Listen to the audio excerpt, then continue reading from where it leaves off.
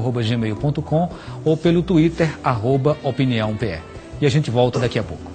O Opinião Pernambuco está de volta e o tema do programa de hoje é protagonismo juvenil. Participam do nosso debate Joelson Rodrigues, secretário executivo de Articulação e Projetos Especiais da Secretaria da Criança e da Juventude.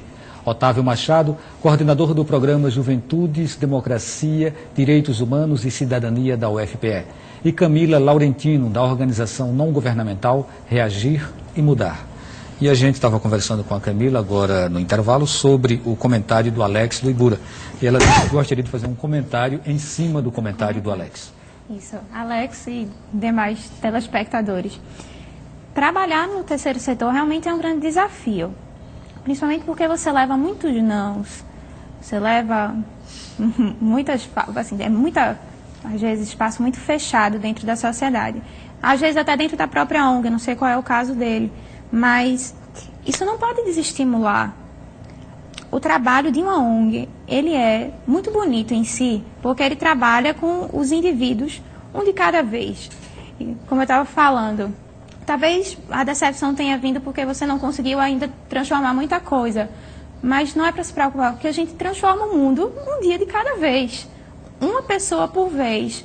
Às vezes uma ação, ela tem um impacto na vida de uma pessoa que é muito grande e que é capaz de transformar a vida dela, da comunidade dela. A gente sente muito isso na minha ONG, por exemplo. A gente organizou um grande fórum de jovens do Brasil, com 50, 40, 50 jovens. E as marcas que a gente deixou em uma semana de convivência, a gente sente até hoje, faz mais de 6 meses. A gente vai promover um novo fórum agora em 2012, um Fórum Juventude por Capacitação em Manaus. Estamos, assim, no processo de arrecadação de fundos. Mas, só para dizer assim, que um evento às vezes dura uma semana, mas tem marcas muito profundas na vida de alguém, então não perca a esperança, continue na luta, porque vale a pena. Otávio, como podemos situar o trabalho voluntário dentro desse contexto?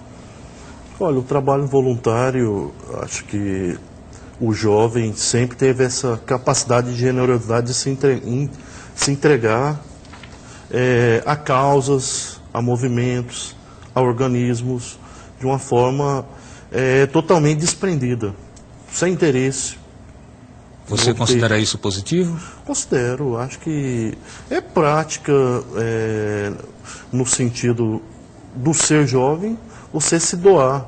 Porque nós estamos falando da questão do tempo livre, estamos falando da questão do jovem, e é muito na questão da muito curiosidade. comum isso aqui em Pernambuco? Olha, é comum, mas assim, vamos falar no caso da UFPE. Acho que os jovens são desprestigiados, porque nós temos vários diretórios acadêmicos, muitos deles não funcionando, e você vê uma sede de querer participar e não ter os espaços, vamos dizer, construídos e abertos.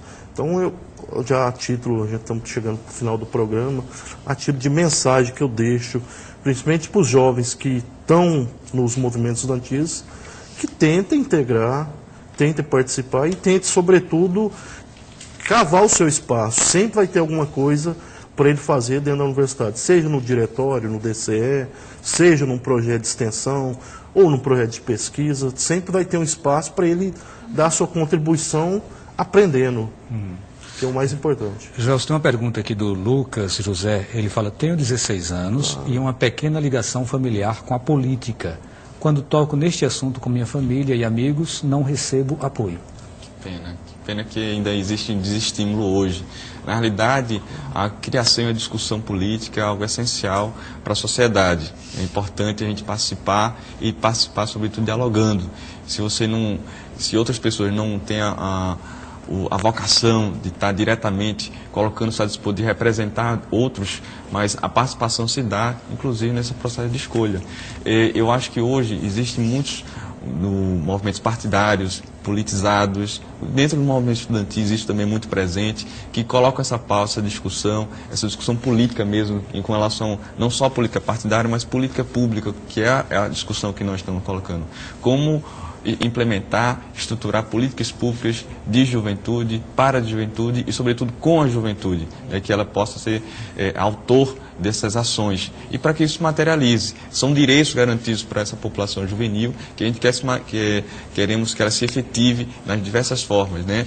Inclusive, uma das questões colocadas, não problemas de algumas execuções de programas pontuais. Infelizmente, hoje, para a juventude, a gente vê muitos programas pontuais, que tem começo, meio e fim. E a gente quer implementar políticas públicas continuadas, com um orçamento garantido, que não tenha problema de descontinuidade, que motive cada vez mais a participação e a mobilização juvenil. O direito à diversidade e à vida segura, e isso está contido no 4º eixo. É motivo de discussão na 2ª Conferência da Juventude. Camila, o que os jovens esperam em relação a avanços nesse setor? Em relação às políticas de diversidade, eu acho que, primeiro, o respeito, né? O profundo respeito e o combate ao preconceito, à discriminação, seja em relação aos jovens homoafetivos ou, em geral, ligados à causa LGBT, seja em relação a negros ou a condição social, ou a religião, realmente. Hoje em dia é engraçado a gente ver, às vezes, um movimento inverso. Antigamente, quem era da religião majoritária tinha uma certa questão com quem não era. Hoje em dia, parece que quando você se diz religioso, aí você sofre preconceito ao contrário. Então, isso é algo que a gente deve realmente frisar, né? O respeito. Agora, a questão da defesa, da segurança, não é isso no eixo? É, a vida segura. A vida segura. A gente coloca também dos jovens que estão presos, né, que sofreram medidas socioeducativas, né, principalmente, né, quando você é abaixo de 18 anos, você só pode sofrer medida socioeducativa, né, não pode ser preso nem sofrer uma condenação penal. Então, como é que está sendo trabalhado a juventude, a questão da juventude dentro de um ambiente prisional, entre aspas? Então, levar para dentro desse ambiente também os programas de reabilitação em relação ao consumo de drogas, programas de lazer, escolas, programas de educação, de acesso à comunicação, tudo que a gente já conversou, para que a segurança ela também permaneça, né? Que seja uma medida repressiva que também vire preventiva, de outro lado. Nesse aspecto, permitam, tem um aspecto bastante interessante em relação à participação dessa juventude, seja que está cumprindo medidas socioeducativas, seja os jovens que hoje estão nas unidades prisionais, né? Pela primeira vez no Brasil se conseguiu fazer discussões nessas unidades. Aqui em Pernambuco mesmo tivemos algumas conferências livres em unidades da FUNASE, da Fundação de Atendimento Socioeducativo, falando exatamente quais são as demandas desse jovem. E a gente quer avançar para discutir com a juventude hoje que está nas unidades prisionais, também no nosso estado e no país. Desse eixo especificamente, que também é importante afirmar, a pautas históricas do jovem com deficiência, da juventude negra, que tem suas demandas específicas. E aspectos, e a juventude religiosa, que quer afirmar como opção, que sabemos que o Estado é laico e por isso mesmo tem que garantir a expressão e livre expressão religiosa das mais diversas formas. Um assunto que eu acho que é importante dizer, um assunto muito polêmico, que foi discutido, debatido e foi aprovado no âmbito, foi a discussão referente ao aborto, que é uma discussão que o movimento juvenil historicamente coloca, não é consenso, mas dentro dessas construções foi até, enquanto um dos encaminhamentos de uma Conferência Nacional de Juventude, isso foi colocado. Isso é algo de discussão e que não foi por acaso, muita gente está discutindo, está sendo colocado. E eu acho que isso é um avanço nesse sentido de colocar as questões mais gerais, sendo que a juventude está pautando esses aspectos. Uma questão como, por exemplo, abolir a exigência do atestado de antecedentes criminais. Isso é também uma reivindicação que está na pauta dos jovens. Você acha que é possível se chegar a conquistas dessa natureza? Sim, inclusive na questão da cidadania. Por exemplo, o jovem que está andando em determinado setor, ele não precisa dar satisfação, por exemplo, aos organismos de repressão de quem ele é, de ter que carregar a identidade, de ter que mostrar que é trabalhador. No caso do estudante é muito mais difícil, porque estudante sempre, vamos dizer, é um ser visado frente pela polícia. E é uma questão, nesse eixo, questão tanto de políticas de redução de danos das drogas, quanto a questão também da descriminalização das drogas, que é uma discussão que está ganhando corpo e força dentro da juventude. Outro aspecto também, políticas de conscientização na questão, por exemplo, do trânsito. Por exemplo, 50% dos acidentes, tem jovens que são vitimizados.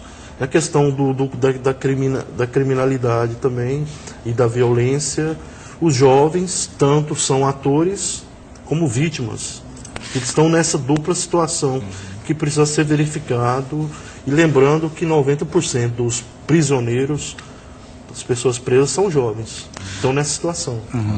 Como é hoje a participação dos jovens no Conselho Nacional da Juventude? Não só, eu acho que no Brasil, desde 2008, houve um avanço muito importante na institucionalização das políticas públicas de juventude.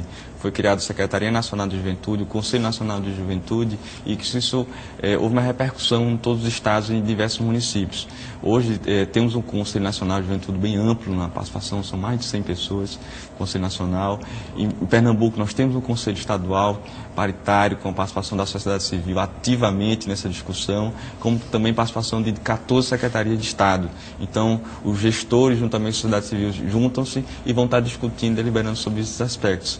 E essa organização, a gente quer consolidar cada vez mais. Existe a discussão do Sistema Nacional de Juventude, de âmbito nacional, que envolve não só a consolidação do próprio conselho, dos conselhos, em âmbito nacional, estadual e municipal, mas como também outros instrumentos, a criação de secretarias e órgãos gestores específicos de juventude para estar trazendo essa discussão, como também algo que vem a avançar, que é a criação de fundos, que ainda é uma discussão inicial, mas corre-se para chegar a tal ponto, que são fundos específicos de juventude, de financiamento de ações específicas, e como também a criação de ações em diversos programas. Certo, todas essas questões aí, elas acabaram migrando para o que foi chamado de quinto eixo, a incorporação dos jovens ao programa, ao Conselho Nacional, está dentro do quinto eixo, não é isso? Direito de participação, o desenvolvimento institucional da juventude, são como pensar formas. E aí a juventude já tem uma experiência, sobretudo nos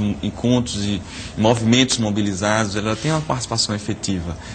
E infelizmente, em alguns aspectos, algumas mídias acabam deixando de espelhar e de apresentar isso, mas hoje a gente pode identificar isso de forma... Certo, nós só temos 4 minutos e temos ainda aqui umas perguntas. Eu queria que a gente priorizasse essas perguntas, depois a gente complementa com um fechamento.